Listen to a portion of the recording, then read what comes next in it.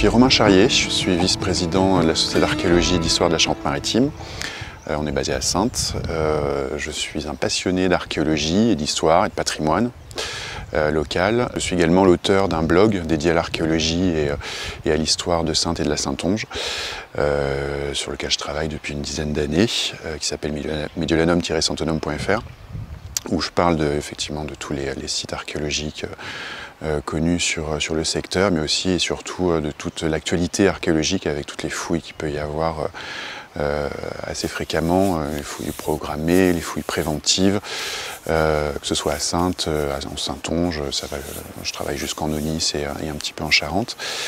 Donc je fais ça depuis une douzaine d'années et j'avais envie de faire la même chose mais en un format différent, parce que j'évolue sur un format numérique. J'avais envie de travailler sur un format papier, donc j'ai sorti, ça fait un an que je travaille dessus, j'ai sorti cet été le bulletin de Mediolanum. Donc c'est un ouvrage qui est du type revue, qui parle de tous ces sujets-là, avec principal d'articles inédits, hein. C'est pas juste un copier-coller de ce que je faisais sur le net, de ce que je fais toujours d'ailleurs sur le net. Et donc c'est pareil, ça parle d'archéologie, d'histoire, d'actualité archéologique, de Saintes, de la Saintonge, un petit peu de l'Aunis et de la Charente. C'est la première fois que tu t'attaques au format papier? À titre personnel, oui. Après, j'ai déjà fait des publications dans le bulletin de la Société d'archéologie. Tous les ans, je publie des articles sur le travail de recherche qu'on fait à la Société. Donc, c'est pas la première fois que je publie, mais c'est la première fois que je le fais à titre personnel. Aujourd'hui, on ne fait plus de fouilles. Alors, les dernières fouilles qu'on a faites, c'était sur les aqueducs, sous la responsabilité de l'archéologue Jean-Louis Léré. On ne fouille plus, on a terminé les études, il y a des publications qui ont été faites, notamment le livre sur les aqueducs de Jean-Louis. Aujourd'hui, on est plus axé sur la recherche et sur la médiation, surtout. On fait ça, on participe beaucoup donc aux journées de l'archéologie en juin, aux journées du patrimoine qui viennent de se terminer là, en septembre. Et puis on fait des visites, on continue à faire des recherches, notamment sur les aqueducs. On continue à travailler avec un travail de numérisation qu'on fait des sites avec l'archéotopographe Vincent Miaille, et on fait ça en partenariat avec des étudiants en topographie d'un lycée à Angoulême. On fait ça tous les ans. Donc il y a plein de choses qu'on continue à faire. On fait des travaux de recherche aussi. Donc on va publier bientôt les voies romaines de Saintonge, qui est un gros travail, 10 années de recherche sur toutes les voies romaines du secteur qui rayonnent autour de Saintes. Donc ça a été un travail de recherche dans la bibliographie, parce que on n'est pas les premiers à s'y intéresser, hein. C'est depuis le 19e siècle que les historiens, les archéologues s'y intéressent. Mais on a des outils aujourd'hui modernes, notamment les vues aériennes avec Google Earth et Géoportail, qui permettent de retrouver des voies romaines. En plus de la topographie, en plus des fouilles archéologiques, on a aussi cette recherche, et on découvre encore des traces de voies romaines par la photographie aérienne. Et c'est ce qui sera dévoilé effectivement dans ce bouquin qui va sortir dans les semaines à venir. Voilà. Alors il y a toute une partie qui concernera Saintes, donc les fouilles récentes qu'il y a pu y avoir, notamment par exemple dans l'amphithéâtre, qui ont eu lieu l'année dernière, où il y a eu des sondages dans le cadre d'un programme de restauration du monument.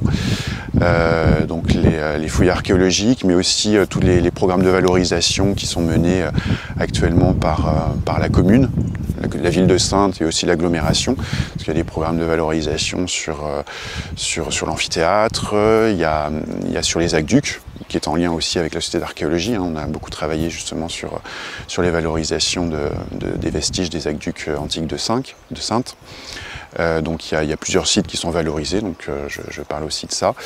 Et puis des thermes aussi, on est aux thermes de Saint-Saloine, qui sont un petit peu, qui ont été délaissés ces dernières décennies, et il y a quelques réflexions qui sont menées par les élus en partenariat avec des associations comme Médiaction ou la Société d'archéologie pour pour voir comment on peut valoriser ce site qui est important quand même, hein. C'est un des sites, un des 3 ou 4 sites majeurs antiques de la ville. On a un amphithéâtre, on a l'arc de Germanicus, on a un petit peu des traces des remparts aussi qui sont visibles à certains endroits.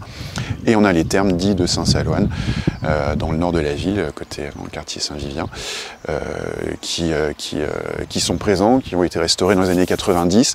Le problème, c'est que ça manque un petit peu d'interprétation. On n'a pas de panneaux qui expliquent tout ça, donc il y a tout un tas de réflexions qui sont en cours pour valoriser ce site. Donc ça parle aussi de tout ça. Donc ça parle de Saintes, des monuments, des projets de recherche, mais aussi ça parle, le bulletin de Médiolanum parle de la Saintonge avec toutes les fouilles programmées.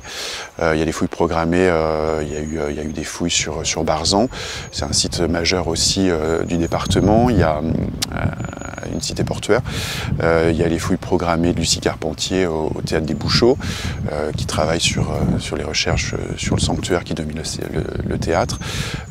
Des fouilles programmées aussi du côté de la Tour de Brou, ça c'est plus du médiéval, qui sont menées par l'archéologue notamment Éric Normand.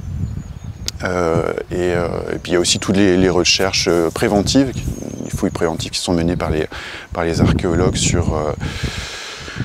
en préalable d'aménagement du territoire, que ce soit des maisons, des routes ou des choses comme ça. Il y a le SRA, enfin le service régional d'archéologie, prescrit souvent des fouilles archéologiques pour vérifier et pour étudier avant les destructions qui sont faites par les aménagements.